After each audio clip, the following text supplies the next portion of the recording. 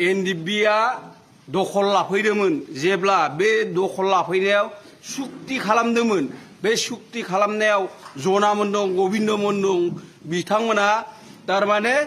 गावसोरनि जितुनिखि सुक्ति जायो बे सुक्तिया जोबनाय लोगो लोगो जों बेखौ हगारनानै होलांगोन आरो नोंसोर जि खामानियाव बाहायनो हागोन कलेज बा माबा उन्नत माबा खालामनो हायो रायजोनि मोजां खामानियाव बाहायनो हायो बे हाखौ जों हगारना गालांगोन दिनै बिथांमोना तारमाने बे हाखौ सेनो नाजादों जोंनि बरबरि आन्चलिक कमिटिनि हाखौ 12 जनसो सुबुङा तारमाने एनडिबि एक्स एनडिबिफोरा दा इसोर सेनो सेस्ता खालामबाय दङ नाजाबाय दं सरकारजों ओजोंहा फेरेंगा माबा माबि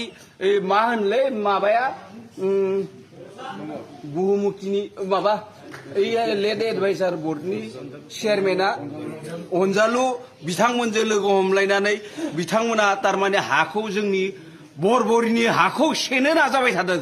जों आरो रायजोआ बे हाखौ कुनु दिनाव हगारना होनाय जाया जों बे हाखौ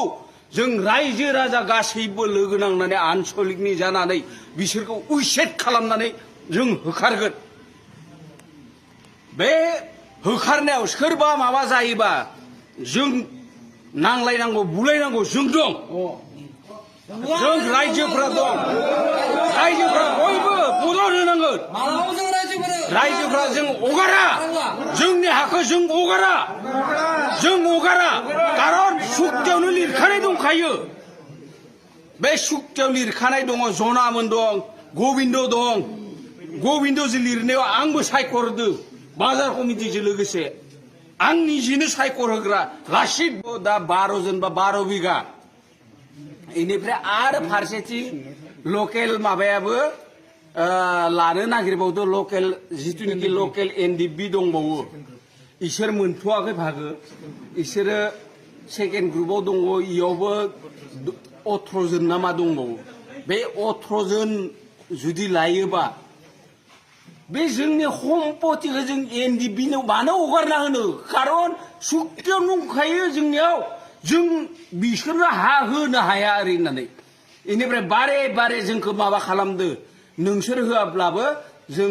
सरकारि भाबै लाना फैबाय जों कारन मात्र थाथ'नो थाखायल'सो नोंसिनियाव केम्प खुलिना थागोन ओरै होननानै बुंनाय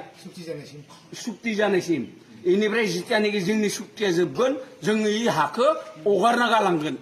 दिनै बिसोर हाखौ जोंनिफ्राय सेनो नागिरदों जों बे हा सेनो नागिरनाय माबाखौ जों मानिया जों रावबो मानिया आं बेखिनिखौनो बुंनानै फैगौ पार्लियामेन्ट इलेक्सनखौ लानानै बिपिएफ दोलोआ रायजोफोरनि खाथियाव तीव्र गतिजों जोङो हाबगासिनो दङ आरो दासान्दि बुथ कमिटि स्ट्रङै जोङो दागासिनो दङ गासैबो बुथ कमिटिखौ आरो मोनफ्रोमबो ब्लक कमिटिनि सिङाव जेसेबां बुथ कमिटि दङ बे बुथ कमिटिनि सदस्यफोरखौ लानानै सोद्रोमाफोरखौ लानानै जोङो मिटिं खालामदों आरो जों नुनो मोनदों जे दानि सरकारनि जि खामानि मावनाय बे खामानि मावनायखौ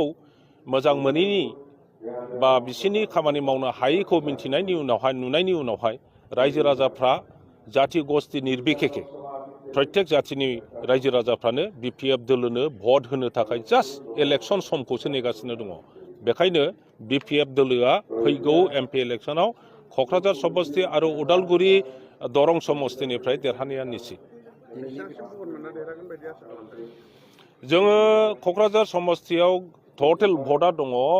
14,70,000 नि गेजेराव जुदि 80% भटै जायो अब्ला 12 लाख भट जागोन 12 लाखनि गेजेराव बिपिएफ दोलोआ हारसिङैनो 7 लाखनि बारा भट मोननायनि जोङो दा नुगासिनो दङ दिनैनि बे प्रग्रामखौ मानि थाखाय लानाय जादों सारा दिनै बनरगाव समस्तिनि सिङाव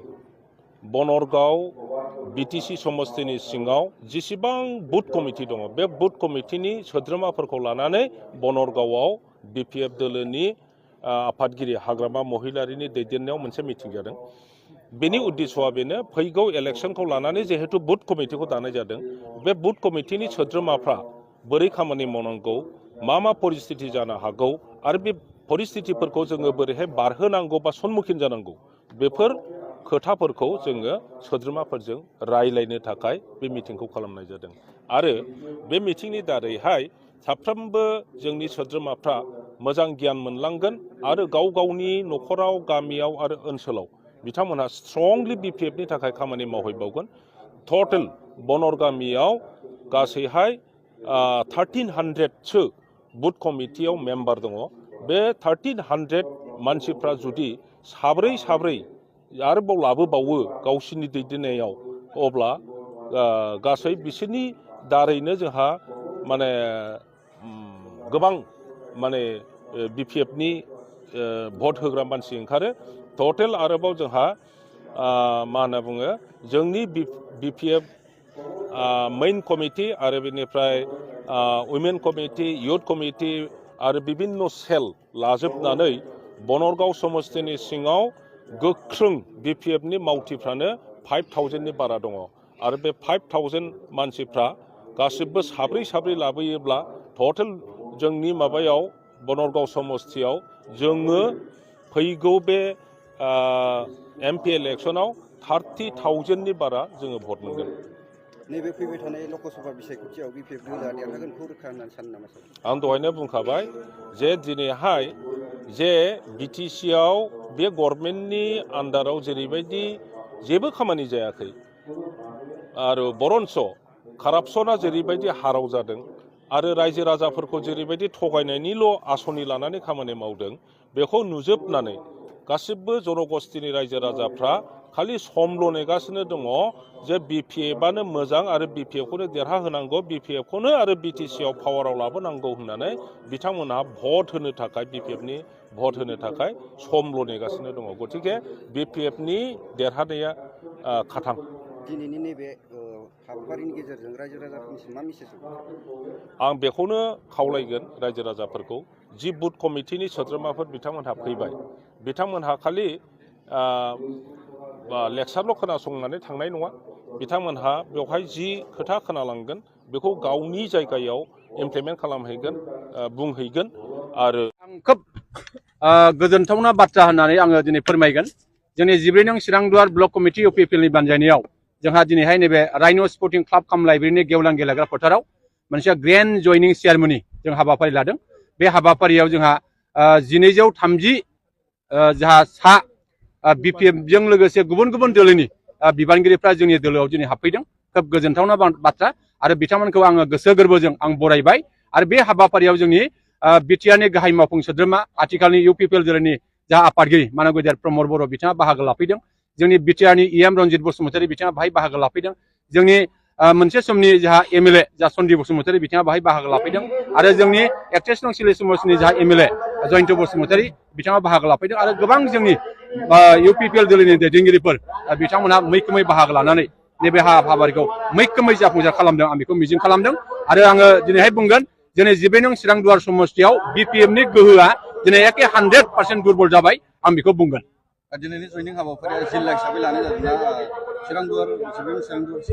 दिनैनि बे जयनिं हाबाफारिखौ जोङो 14 नं चिरांदुवार समस्ति हिसाबैसो जों लादों। आरो बे समस्तिनियाव दिनैहाय 1230 जोंहा गुबुन गुबुन दोलोनिफ्राय जोंनि बे जयनिं हाबाफारियाव बाहागो लाफैदों। आं खोब गोजोननाय मोनदों। आरो फैगौ समावहाय जोंहा लकसभानि बिसायख'थियाव निश्चय बिथांमोननि मैखोम बिहोमा बिथांमोनहा निश्चय लागोन। आरो जोंनि MP बिसायख'थियाव, लकसभा बिसायख'थियाव जोंनि UPPL-नि बिजाथि, NDA-नि बिजाथि, बे बिजाथिया 100% देरहागोन आरो बयनिख्रुइबो बांसिन भर हरनो हागोन, आं बेखौ मिजिं खालामो। लोगोसे जोंहा दिनै खोब गोजोनथावना बाथ्रा, नैबे जोंनि 14 नं चिरांदुवार समस्तियाव जा बिर सिलागां बसुमतारी मेम'रियेल मिनि स्टेडियाम, नैबे जा राइन' स्पर्टिं क्लाब काम लाइब्रेरिनि गेवलां गेलेग्रा फोथाराव बेखौ जोङो लुफुंनो दिनै सिगांदों। आरो बेल' नङा, जोंहा सुजित नार्जारी गोसोखां नब्लां बेखौ जोङो सान्थिपुराव थाबैनो गायसनगोन। आरो बेबायदिनो गोबां जोंहा अनुस्थान दिनै जोंनि गेजेराव फैगासिनो दङ। जोङो दाखालि नुदों बिनेश्वर ब्रह्म गोसोखां नलेज सेन्टार, बेखौबो जोङो अलरेडि जोंनि समस्तियाव मोनबा जोङो दाखालि गायसनखांबाय। आरो बेबायदिनो गोबां माखासे अनुस्थानफ्रा जोंनि गेजेराव जानो फैगासिनो दङ। आं आसा खालामो साफ्रोमबो रायजो राजाया बेबायदि गोख्रों खामानि मावनायनि थाखाय जोंनि गोबां बेबायदि माखासे आसनि लानानै खामानि मावनायनि थाखाय जोंनि गुबुन गुबुन दोलोआ दिनै जोंनि इउ पिपल दोलोआ दिनै जयेनिं जादों आरो फैबाय थानाय समाव जोंनि बे गोहोखौ जोंनि सक्तिखौ जोंनि आखायाव दोनबाय थानो थाखाय जोंनि साफ्रोमबो रायजो राजा जोंनो दिनै मदद होगासिनो दं आं बेखौ मिजिं खालामो। गिबियावनो मुख्यमन्त्रि बिथांखौ आङो गोसो गोरबोनि